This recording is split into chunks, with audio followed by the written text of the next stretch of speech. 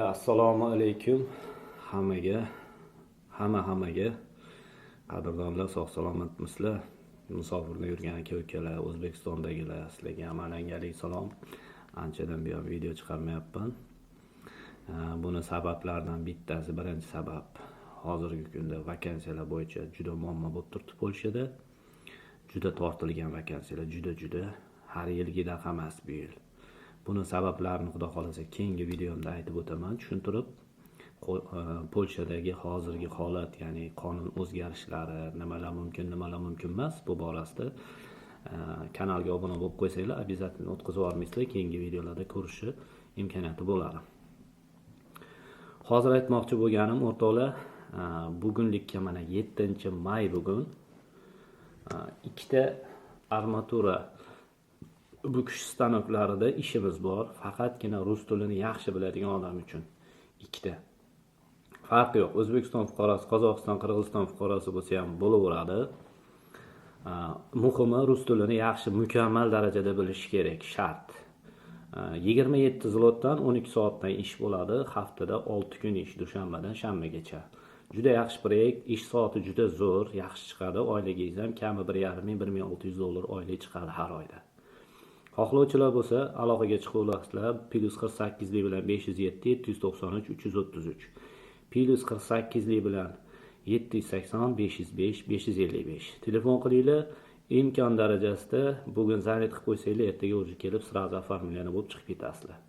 Keyin 5 ta odamga svarka ishi bor, 32 zlotdan soatiga. Hop, specialist bo'lishi shart, rus tilini bilish kerak, ammo chertyoj yoki polyak tili so'ralayotdi, ularni olib tashladi, bekor qildi. O'shaning uchun berolmayotdik. 5 ta odam kerak bu proyektimizga.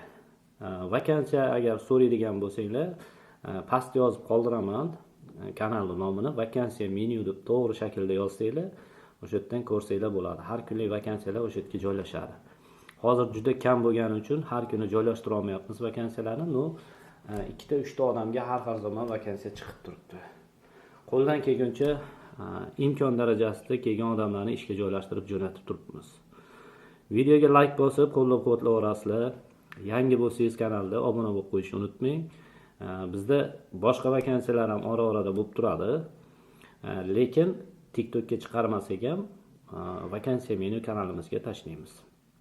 Tovuqda agar kimdir opiti bor bo'lsa, tovuq razdelkasida bitta odamga Varshavada ish, razdelka ishi bor. 13 soatdan kuniga bo'ladi. Kechasi soat 1 dan kunduzi soat 2 gacha bo'ladi, 14:00 gacha.